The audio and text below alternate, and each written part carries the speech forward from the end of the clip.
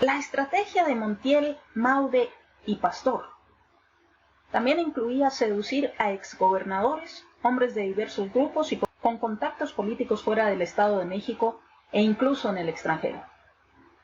Así fue como atrajeron al salinista Otto Granados Roldán, exgobernador de Aguascalientes, quien apoyaría en los trabajos de imagen y comunicación. Asimismo a su paisano Alfredo del Mazo González, titular de la Secretaría de Energía, Minas e Industria Paraestatal en el gobierno del presidente de la Madrid, y que fue uno de los del grupo Atlacomulco que se consideró destinado a ser ese que cumpliera la profecía y se convirtiera en presidente de la República. Pues en el gobierno de Arturo Montiel lo rescatan y en el 2001 fue nombrado presidente del Consejo Consultivo para la Protección y Aprovechamiento de los Mantos Acuíferos. Y después se lo llevarían a ocupar una curul en la Cámara de Diputados Federal, aunque solo fuese por representación proporcional. No importa cómo llegara, lo importante era la representación que tuvieran en dicha Cámara. Ante estos cambios constantes, las palabras del día a día eran inestabilidad, falta de continuidad, sucesión adelantada y clientelismo del futuro precandidato presidencial, apoyado por Pastor Medrano, que puso en marcha un programa para convertir a su jefe en el coordinador de la Confederación Nacional de Gobernadores, la famosa CONAGO, o al menos, si no se lograba tanto, convertirlo en coordinador de los gobernadores priistas. Igualmente también fue contratado el exdirector general de Pemex, Mario Ramón Beteta Monsalve, doctor en economía, formado en el sector público como secretario de Hacienda con el presidente Echeverría. Beteta fue degradado cuando Salinas de Gortari ganó los comicios, pues este lo obligó a renunciar como gobernador del Estado de México en septiembre de 1989, antes de cumplir 2 años en el cargo. Pues Arturo Montiel decide nombrar a Beteta presidente del Consejo Consultivo Económico. Ante esta situación y dado que se acercaban las elecciones estatales para elegir al nuevo gobernador, algunos se apuntaron en la lista. De la mano de Maude Bersini llegó como puntero el procurador Alfonso Navarrete Prida, seguido por el líder estatal priista Isidro Pastor Medrano, que se creía que tenía derecho a ello por todo lo que había apoyado a la pareja. También tenía esperanzas, y las conservaba, el secretario de gobierno, el texcocano Manuel Cadena Morales. Evidentemente ninguno de ellos llegaría. Y aquí lo vemos también después con el ya presidente Enrique Peña Nieto. Y cabe hacer un paréntesis con respecto a este que fue secretario de gobierno de Arturo Montiel, Manuel Cadena Morales, porque su hijo Carlos Alberto Cadena Ortiz de Montellano, que también siguió los pasos de su padre, que tuvo ciertos cargos en la administración de Erubiel Ávila, el que sucedería en la gubernatura del Estado de México a Enrique Peña Nieto.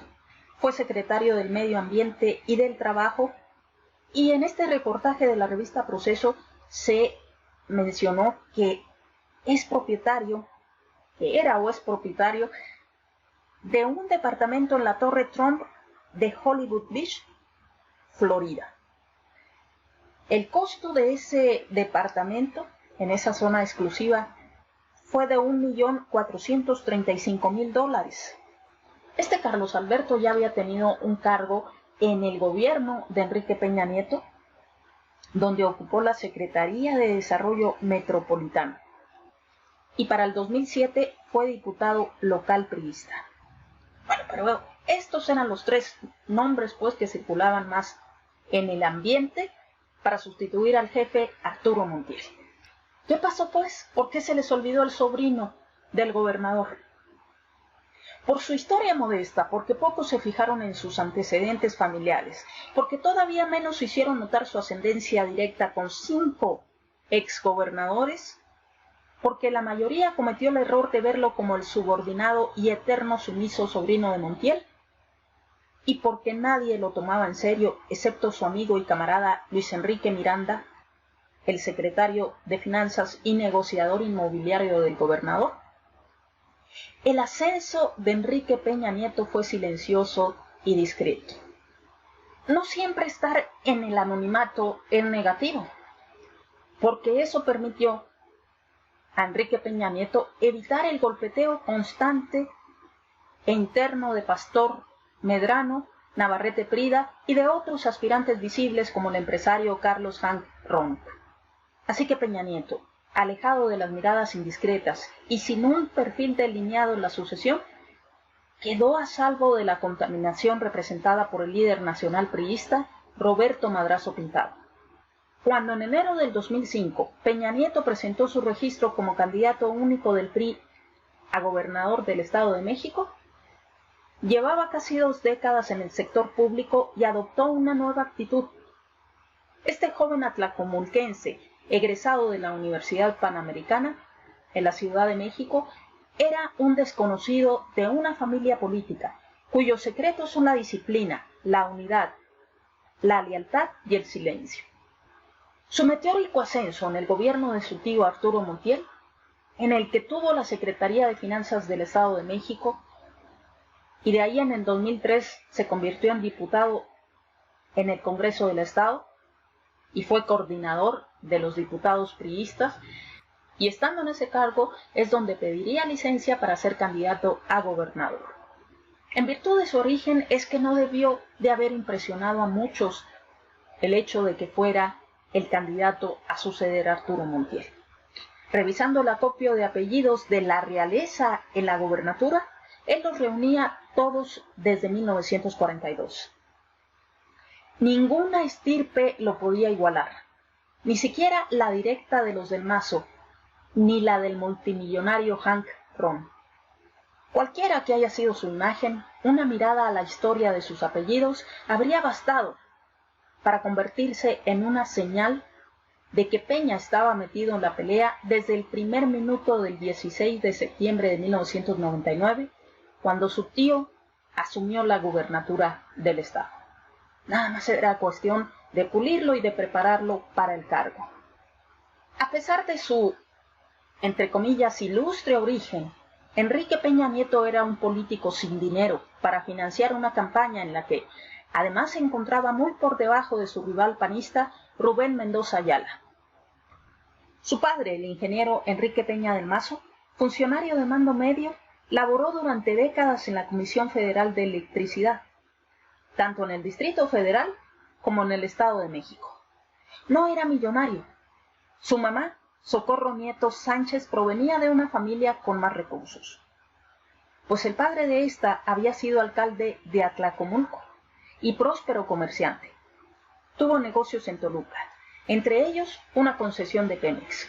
Con todo, no era suficiente para cubrir los gastos de una campaña. Entonces había que conseguir dinero para esa campaña, en la que se necesitaba gastar mucho dinero para conseguir el resultado.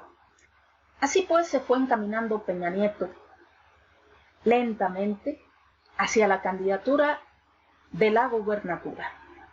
En tanto su tío terminaba de prepararle el camino y encontraba las formas para salvar el asunto del nepotismo, que sin duda sería uno de los ataques de la oposición. Cuestión que se alegaba incluso desde que Arturo Montiel le dio a su sobrino una Secretaría de Estado. Y una manera de salvar el asunto del nepotismo fue fácil para ellos, puesto que se dieron órdenes al Registro Civil del Estado de México de sustituir el acta de matrimonio de Peña Nieto y cualquier otro documento en el que estuviera consignado el parentesco. Y así como los abogados, lo que no existe en autos, no existe, creyeron que se salvaría la cuestión del nepotismo.